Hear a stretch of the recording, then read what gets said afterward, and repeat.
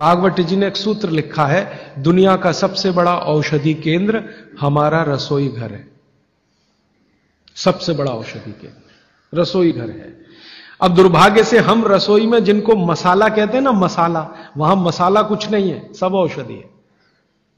मसाले का और औषधि का अंतर मालूम है?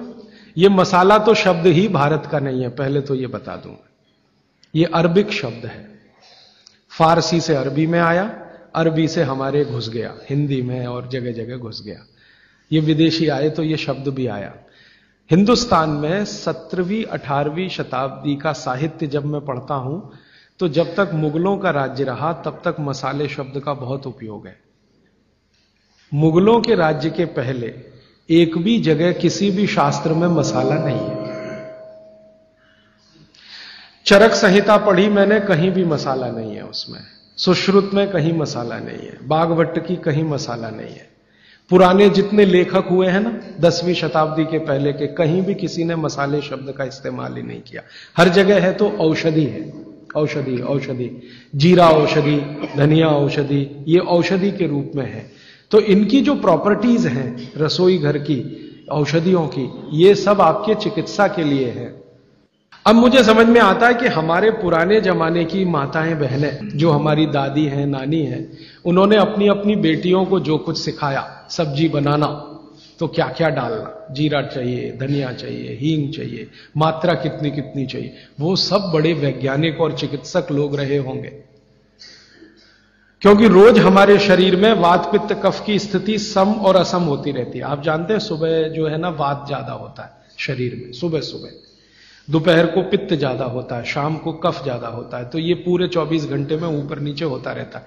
तो 24 घंटे में जो वात पित्त कफ ऊपर नीचे होता रहता है, तो सब्जियों में उसी के हिसाब से औषधियां डाली जाती है। जैसे दोपहर की सब्जी बने, दोपहर की, तो मेरी दादी को मैंने देखा था कि दोपहर की सब्जी बनाएगी तो अजवाइन जरूर डालेगी उसमें, और वही सब्जी रात को बनाती थी तो अजवाइन नहीं डालती थी। तो एक दिन मैंने दादी से पूछा कि यही सब्जी दोपहर को मैंने खाई तो इसमें अजवाइन थी, शाम को खाई तो नहीं, क्यों? तो उसने उत्तर तो नहीं दिया। तो उसने कहा मेरी मां ने ऐसा सिखाया। बस बात खत्म हो गई। अब उस समय मैं भी मान लिया कि ठीक है, उसकी मां ने सिखाया। अब जब मैंने काम शुरू किया ये चिकित्सा पर, तब मेरे समझ में आया कि अजवाइन जो है पित्तनाशक है। घी के बाद, देशी गाय के घी के बाद जो सबसे ज्यादा पित्तनाशक दूसरी कोई चीज है तो वो अजवाइन है। और दोपहर को पित्त भड़कता है, आप जानते हैं, और वो स्वाभाविक है क्योंकि खाना खाने के लिए पित्त भड़कना ही चाहिए। तो उस समय अजवाइन डाली जाती है सब्जी में, क्योंकि दोपहर को ही शरीर को अजवाइन की जरूरत होती है पित्त को सम पे लाने के लिए। तो भारत में ज्यादातर माताएं बहनें ये बात जानती हैं कि दोपहर की सब्जी में अजवाइन चाहिए। दोपहर का दही है ना, दही का मट्ठा, उसमें भी अजवाइन का बघार लगता है। दोपहर की जितनी भी चीजें हैं ज्यादातर अजवाइन ग्रस्त होती हैं या अजवाइन से बनती हैं, क्योंकि पित्त को सम पे रखना है। तो आप सोचो, जो लोग ये कर रहे हैं वो बिना कहे कितना बड़ा काम कर रहे हैं। हमने उसका वैल्यूएशन नहीं किया, ये हमारी मूर्खता। हमारे यहां तो एक बहुत बड़ा दुष्कर्म इस देश में हुआ है। अंग्रेजों के हम गुलाम हो गए तो सब कुछ हम भूल गए, अपनी चीजें। अंग्रेजों ने जो सिखाया वही हमें याद है। तो हम जीडीपी का कैलकुलेशन करते हैं अंग्रेजों के फॉर्मूले से। जीडीपी निकलता है इस देश का, ग्रॉस डोमेस्टिक प्रोडक्ट। तो मैंने बहुत बार इस देश के अर्थशास्त्रियों से पूछा कि जीडीपी में आप विचित्र विचित्र कैलकुलेशन करते हैं। जैसे भारत की पुलिस है, उस पर जो खर्चा हो रहा है वो जीडीपी का हिस्सा है। अगर चोरियां बढ़ी, डकैतियां बढ़ी तो पुलिस का खर्च बढ़ेगा तो जीडीपी बढ़ेगा। और प्रधानमंत्री छाती ठोक के कहेगा मेरे जमाने में जीडीपी 10% से ऊपर बढ़ गया। सो व्हाट, पुलिस का खर्च बढ़ गया, माने चोरियां बढ़ गई, डकैतियां बढ़ गई, अत्याचार बढ़ गए, अनाचार बढ़ गए, तो जीडीपी बढ़ गया, तो क्या बड़ी बात है। तो हमारे जो जीडीपी के कैलकुलेशन है बड़े विचित्र हैं। इसमें चोरी हो, डकैती हो, लूट मारी हो तो जीडीपी बढ़ेगा, लेकिन माताएं बहनें घर में जो करती रहती हैं वो जीडीपी में है ही नहीं, कैलकुलेशन ही नहीं है उसका। भारत सरकार कोई कैलकुलेशन नहीं करती कि किसी माँ ने 1 किलो पापड़ बना दिए तो जीडीपी बढ़ा कि नहीं? तो कहते हैं जी मालूम नहीं बढ़ा कि नहीं बढ़ा, क्योंकि कैलकुलेशन नहीं है। किसी माँ ने दाल की बड़ी बना दी, 5 किलो दाल की, तो जीडीपी बढ़ा कि नहीं बढ़ा? आपका मन क्या कहता है, बुद्धि क्या कहती है, बढ़ा कि नहीं बढ़ा? किसी ने बड़ी बना दी, किसी ने पापड़ बना दिए, किसी ने कुछ बना दिया, किसी ने गोंद के लड्डू बना दिए, किसी ने मावे का कुछ बना दिया, तो जीडीपी तो बढ़ ही रहा है, लेकिन हम कैलकुलेट नहीं कर रहे हैं उसको, क्योंकि अंग्रेजों के यहां महिलाओं का किया हुआ काम महत्व का नहीं माना जाता। अंग्रेजों के यहां ये जो अंग्रेज जात है ना दुनिया में, ये महिलाओं के किए हुए काम को काम ही नहीं मानती। आपको मालूम है 2000 साल यूरोप में महिलाओं को पुरुषों से हमेशा कम वेतन मिलता रहा, और आज भी है ये कई देशों में। वो मानते ही नहीं कि इनका कोई काम है। क्यों? वो महिलाओं में आत्मा नहीं मानते। हां, यूरोप का सबसे बड़ा दार्शनिक है प्लेटो, वो कहता है कि स्त्रियों में आत्मा ही नहीं होती, आत्मा सिर्फ पुरुषों में होती है। तो स्त्री जो करे वो बेकार है, पुरुष जो करे वो ही अच्छा है। तो उनके यहां से ये कैलकुलेशन हमारे यहां आ गया कि स्त्री कुछ भी करे तो काम ही का नहीं। तो अंग्रेजों का 200-250 साल जो राज चल गया, उसमें हम सब के दिमाग खत्म हो गए, सोचना विचारना बंद हो गया, तो हमने भी वही मान लिया। मैं अब इसको बदलना चाहता हूं, और मैं ये समझना चाहता हूं और समझाना चाहता हूं कि स्त्रियां जो कर रही हैं वो किसी डॉक्टर से कम नहीं है। बस अंतर इतना है कि डॉक्टर को आप फीस देकर उससे एडवाइस ले रहे हैं, हमारी दादी नानी फोकट में वही एडवाइस दे रही है, धनिया खाओ, जीरा खाओ और ये अजवाइन खाओ, आपके पेट की गैस खत्म हो जाएगी। और ये 3500 साल से वैसे का वैसा ही है, अजवाइन खाओ तो गैस खत्म होती ही है। कभी भी आप करके देख लो। आप में से किसी को भी बहुत गैस बनती हो, पेट में एसिडिटी की तकलीफ हो, आज से शुरू कर दो। आप खाना खाया तो उसमें ध्यान रखो अजवाइन ज्यादा रहे, दाल में, सब्जी में, वगैरह वगैरह।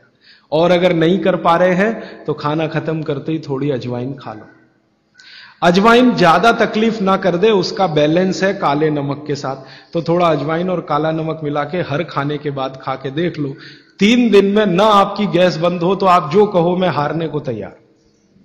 ये गारंटी मैं नहीं दे रहा हूं, ये गारंटी अजवाइन दे रही है, मेरी गारंटी नहीं है, अजवाइन की गारंटी है। तो वो कहते हैं भागवत जी कि पित्त को सम रखने के लिए हमारे रसोई में घी के बाद जो दूसरी चीज है वो है अजवाइन। अब तीसरी चीज पे आते हैं। पित्त को सम रखने के लिए अजवाइन के बाद जो तीसरी चीज अपने रसोई में है वो है जीरा। जीरा 2 तरह का है, एक सफेद और एक काला, है ना। काला जीरा सफेद से भी अच्छा है। आप एक नियम ध्यान रख लो, मैंने आपसे कल कहा था, जिस चीज का रंग जितना गहरा वो उतनी ही अच्छी, भगवान की बनाई हुई, मनुष्य की नहीं। मनुष्य ने तो पेंट भी बना दिया है, बहुत गहरे रंग का है। भगवान की बनाई हुई हर चीज में ये नियम आप देखना कि भगवान की प्रकृति की बनाई जो चीज जितने गहरे रंग की है उसकी क्वालिटी उतनी ही अच्छी है। तो जीरा 2 है, एक सफेद और एक काला। काला जीरा सबसे अच्छा, पित्त को खत्म करने के लिए, सम रखने के लिए। तो आपके रसोई में एक हो गया घी देशी गाय का, पित्त को खत्म करने। दूसरा हो गया अजवाइन, तीसरा हो गया जीरा, और एक चीज हींग। हींग तो आप सब समझते हैं ना, हींग। हींग भी भगवान की बनाई हुई है, आदमी ने नहीं बनाई। हींग के पहाड़ होते हैं, जैसे पत्थर के पहाड़ होते हैं ना, वैसे हींग के पहाड़ होते हैं। हींग वहीं से आती है। तो हींग है, जीरा है, अजवाइन है और देशी गाय का घी। अब इसके नीचे आता है धनिया। धनिया 2 तरह का है, एक सूखा और एक हरा। जब तक हरा उपलब्ध है आप खाइए, जब नहीं है तो सूखा खाइए, दोनों की क्वालिटी एक ही है। सूखे धनिये में कोई कमी नहीं आती। आपके मन में यह प्रश्न है ना, हरे पत्ते का धनिया में कुछ ज्यादा होगा, सूखे में कम, बिल्कुल नहीं है, दोनों में बराबर है। सूखने के बाद भी उसके गुण धर्म में कोई कमी नहीं। अब ऐसी पूरी लिस्ट है, मैंने तो आपको 5-7 बता दिया पित्त को कम करने के लिए क्या क्या। आपको पूरी लिस्ट है तो 108 है, 108 पित्त को खत्म करने के लिए रसोई में 108 चीजें हैं। वो पूरी लिस्ट देखनी है तो वो किताब है, आप ले लेना। एक स्वदेशी चिकित्सा किताब हमने बनाई है और एक बनाई है गंभीर रोगों की चिकित्सा, इसमें यह सूची है। और थोड़ी सी अष्टांग हृदयम के भाग 3 में भी है, भाग 2 में भी है, थोड़ी थोड़ी है। थोड़ा आगे बढ़े, कफ की सूची मैंने बताई आपको। कफ में सबसे अच्छी चीज है गुड़। गुड़ के बाद दूसरे नंबर पर है शहद। जैन है तो शहद मत खाइए, ये मेरी भी विनती है आपको, क्योंकि नहीं तो मैं पाप का भागीदार बनूंगा जो आपसे कहूं कि शहद खाओ, और मुझे तो मोक्ष में जाना है, तो पाप की गठरी क्यों ला दूं।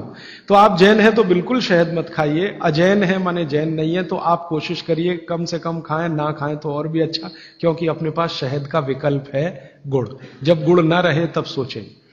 इसी तरह कफ को कम करने की और क्या चीज है अपने रसोई में। कफ को कम करने की दूसरी जो सबसे अच्छी चीज बताई भागवत जी ने, वो है सौंठ। सौंठ, सौंठ का ही एक दूसरा रूप है अदरक। अदरक से अच्छी है सौंठ। कारण क्या है, अदरक जब सूख जाता है तभी सौंठ बनती है, और अदरक का सूखने के बाद गुण बढ़ जाता है।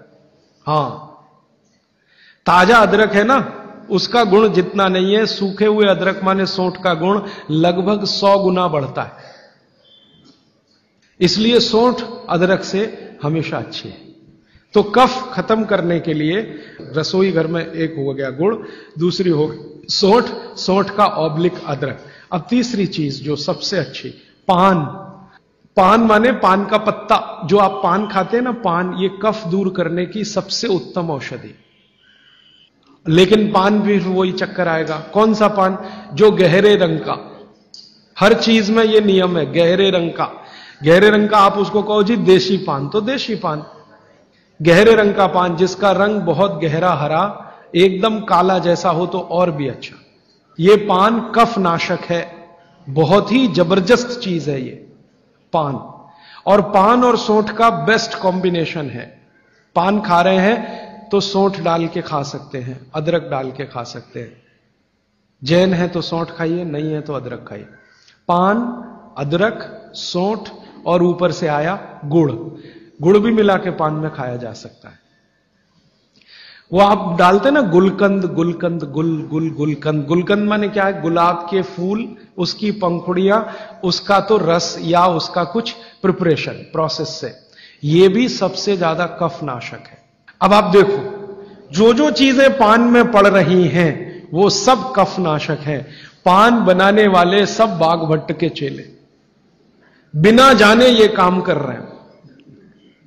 गुलकंद आपको पान में डाल के दे रहे हैं। सौंफ, सौंफ, सौंफ, ये भी कफ नाशक है, सौंफ। फिर उसके आगे मैं बता रहा हूं प्रायोरिटी से, सबसे अच्छा कफ नाशक गुड़, फिर उसके नीचे, फिर उसके नीचे।